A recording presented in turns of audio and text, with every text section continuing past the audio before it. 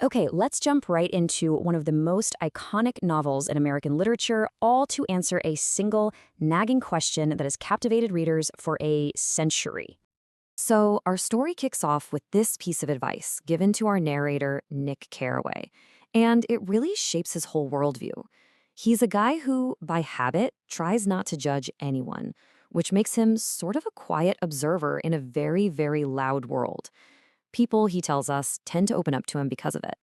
But, everyone has a limit, and after one wild summer, he's just had it. He wants the world to snap back to some kind of basic decency. But he admits there was one person, just one, who was exempt from all that. The man at the very center of the whole crazy story. And here's where it gets really interesting, because it's a total paradox. The man is Gatsby.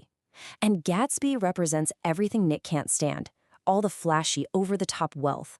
And yet, Nick saw something totally different in him, this incredible gift for hope, a romantic readiness that he had never seen in anyone else and knew he never would again.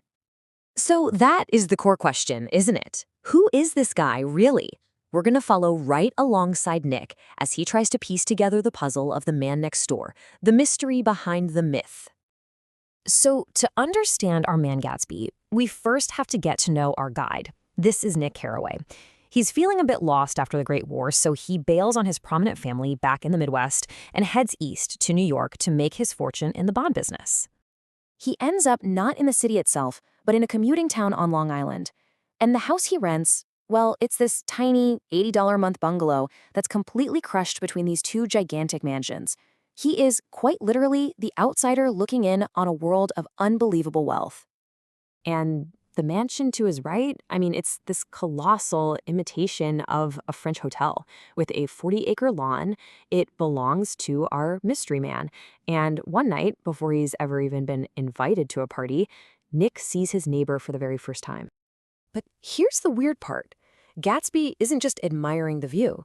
He is all alone in the dark, and he's reaching out toward the water. It's this strange, private moment, and Nick sees that he's actually trembling. And what's he reaching for? Something so far away Nick can barely see it.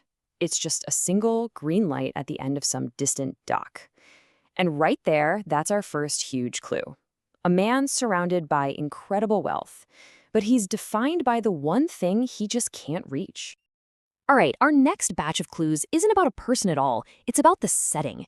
See, the whole social world here is split into three very different, very distinct places that tell you everything you need to know about the Roaring Twenties. You've got these two communities, East Egg and West Egg. From a distance, they look the same, but up close, worlds apart. East Egg is old money, inherited, established, and fashionable. West Egg, where Nick and Gatsby live, that's the new money, the self-made, flashy, and kinda gaudy rich. And inside the supposedly perfect world of East Egg, well, things are pretty rotten. Nick's cousin Daisy, who seems to have it all, reveals this deep, dark cynicism about her life. She basically says her own daughter's best hope for happiness is to be a beautiful idiot. Her wealth hasn't made her happy, it's just trapped her.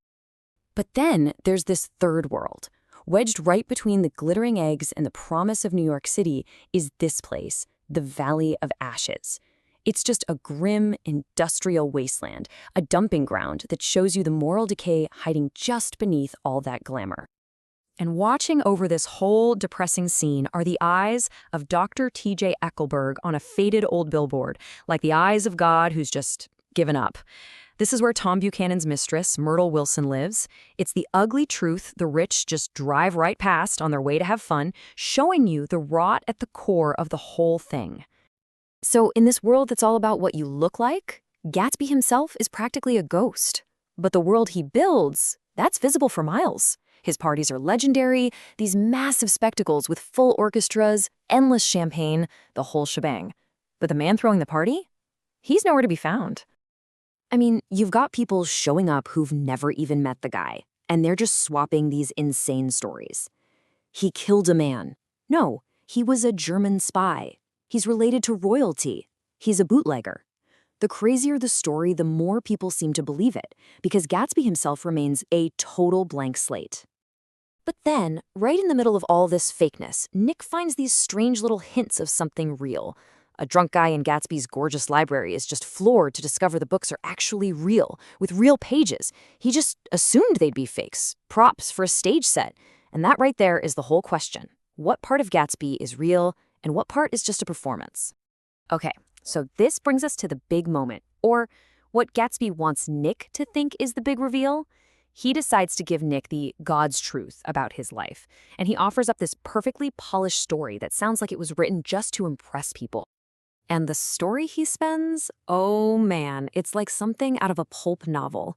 He's the son of a dead, wealthy family from the Midwest. He was educated at Oxford, naturally. He toured Europe like a prince collecting jewels, and then, of course, became a massive war hero. He's even got a medal and a photo from Oxford to prove it. But, the performance isn't flawless. Nick sees the cracks right away. Gatsby sort of rushes through the part about Oxford, like he's choked on the lie before. The whole story just feels rehearsed, unbelievable. The more he tries to build himself up, the less real he seems. Okay, so the rumors, the parties, the carefully crafted lies, it all finally comes to a head when Gatsby asks Jordan Baker, a mutual friend, to tell Nick the actual story. And it turns out it has nothing to do with money or war heroes at all. The real truth is so much simpler and, honestly, way more profound. 5 years ago, Gatsby was just a young, poor army officer who fell completely in love with Daisy, the most popular girl in town. But he had to go off to war, and while he was gone, she couldn't wait and married rich Tom Buchanan instead. And just like that, boom, everything clicks into place. The West Egg Mansion wasn't just a house, it was a stage, set up directly across the water from Daisy.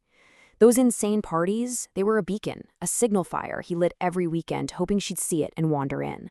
And that man reaching in the dark, he wasn't reaching for a green light, he was reaching for Daisy. So there he is, the man behind the myth.